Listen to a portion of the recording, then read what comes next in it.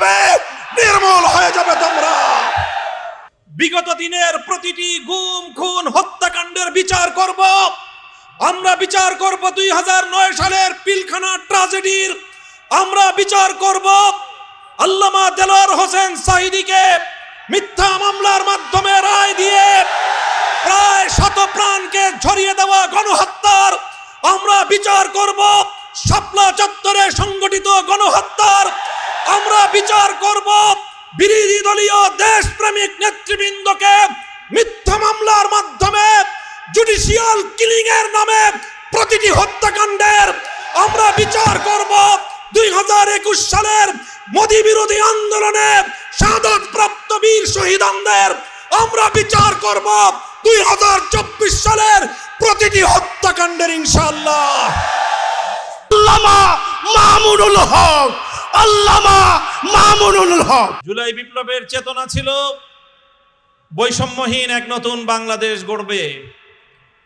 জুলাই বিপ্লবের চেতনা ছিল বুকের রক্ত দিয়ে, জীবনের বিনিময়ে, বিপ্লব এবং অভ্যুত্থানের মধ্য দিয়ে বিতাড়িত ফ্যাসিবাদ আর বাংলার মাটিতে ফিরে আসতে পারবে না। আমরা আজ 23শে জুন ঐতিহাসিক পলাশী দিবস, যেদিন বিশ্বাসঘাতকতা এবং গাদ্দারির মাধ্যমে বাংলার চির উন্নত স্বাধীন নবাব সিরাজউদ্দৌলার কাছ থেকে বাংলার ক্ষমতার মসনদ কেড়ে নিয়েছিল লর্ড ক্লাইভের দল। আজ এই ঐতিহাসিক দিবসে বিজয়নগরের প্রান্তে দাঁড়িয়ে আমরা বলতে চাই, যে রক্ত দিয়ে আমরা জুলাই বিপ্লব ঘটিয়েছি, যে রক্ত দিয়ে ফ্যাসিবাদকে বিতাড়িত করেছি, জীবন দিয়ে হলেও বাংলার মাটিকে ফ্যাসিবাদ মুক্ত রাখবো ইনশাআল্লাহ। এটাই আজ আমাদের শপথ। আমরা আমাদের জুলাই বিপ্লব সহ 15 বছরের ফ্যাসিবাদ বিরোধী সংগ্রামের অন্যতম সহযোদ্ধা বাংলাদেশ জাতীয়তাবাদী দল বিএনপি নেতৃবৃন্দের কাছে সবিনয়ে আবেদন করতে চাই, আহ্বান জানাতে চাই, ফ্যাসিবাদের বিরুদ্ধে লড়াই করে বাংলাদেশ স্বাধীনতা অর্জন করেছে। দ্বিতীয় প্রজাতন্ত্রের মাধ্যমে যে নতুন বাংলাদেশের যাত্রা শুরু হয়েছে, সেই বাংলাদেশের শহীদদের কাছে আমাদের কমিটমেন্ট হলো এই, বিগত দিনের প্রতিটি গুম খুন হত্যাকাণ্ডের বিচার করব আমরা, বিচার করব 2009 সালের পিলখানা ট্র্যাজেডির, আমরা বিচার করব আল্লামা দেলোয়ার হোসেন সাঈদীকে মিথ্যা মামলার মাধ্যমে রায় দিয়ে প্রায় শত প্রাণকে ঝরিয়ে দেওয়া গণহত্যার, আমরা বিচার করব শাপলা চত্বরে সংগঠিত গণহত্যার, আমরা বিচার করব বিরোধী দলীয় দেশপ্রেমিক নেতৃবৃন্দকে মিথ্যা মামলার মাধ্যমে জুডিশিয়াল কিলিং এর নামে প্রতিটি হত্যাকাণ্ডের, আমরা বিচার করব 2021 সালের মোদী বিরোধী আন্দোলনে শাহাদাত প্রাপ্ত বীর শহীদদের, আমরা বিচার করব 2024 সালের প্রতিটি হত্যাকাণ্ডের ইনশাআল্লাহ।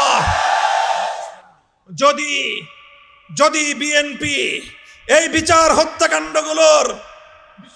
হত্যাকাণ্ডগুলোর যথাযথ বিচার করতে না পারে, আগামীর বাংলাদেশের কাঠগড়ায় বিএনপিকে আসামির কাঠগড়ায় দাঁড়িয়ে যেতে হবে।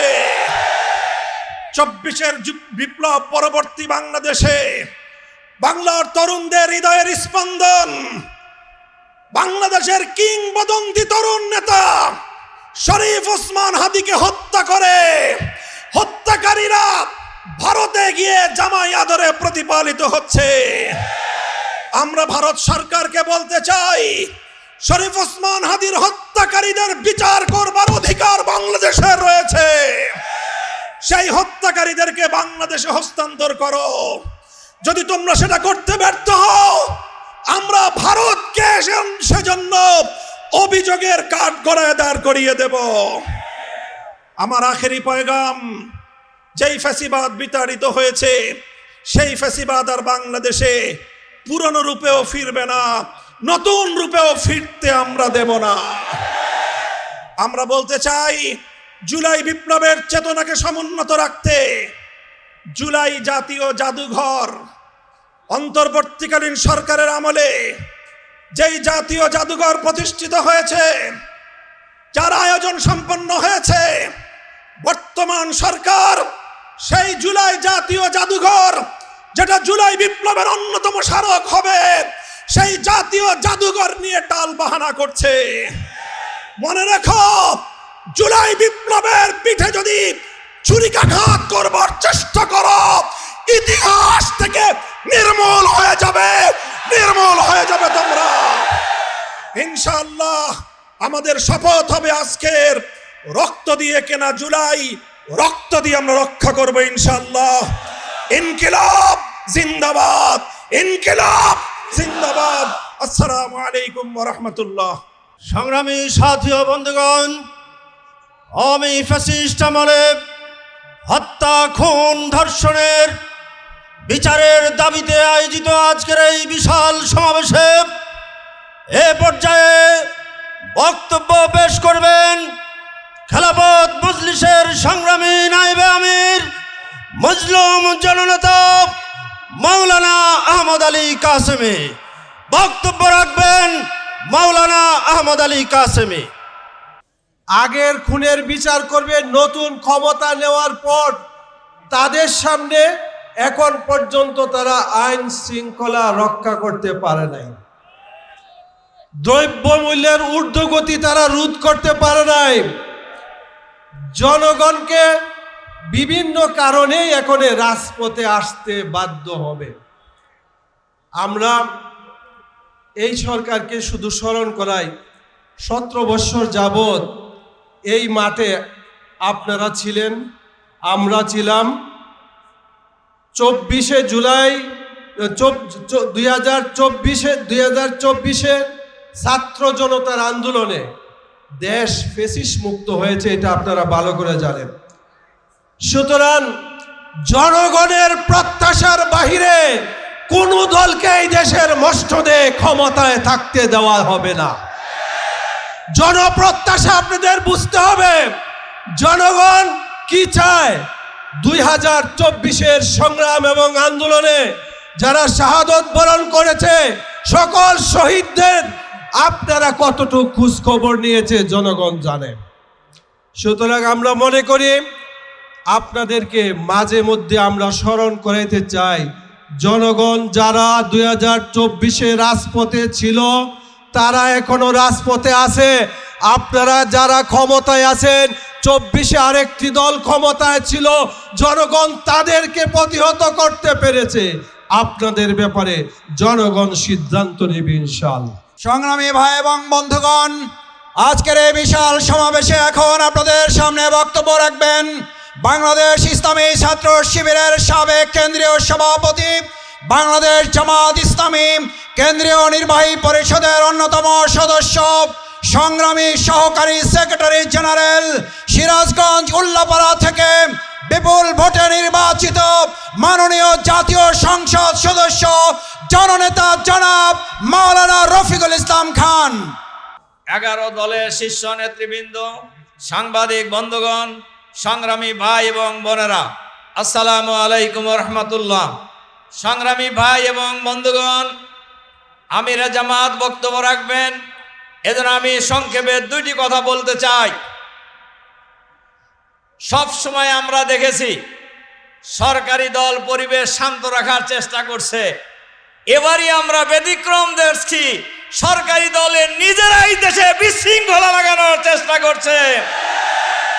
এটা কিসের আলামত? কাকে খুশি করার জন্য দেশে বিশৃঙ্খলা সৃষ্টি করা হচ্ছে? গত 21শে জুন গাইবান্ধার সাগাটা থানার বনারপাড়া ইউনিয়নের ছাত্র শিবিরের সভাপতিকে নৃশংসভাবে গলা কেটে হত্যা করা হয়েছে।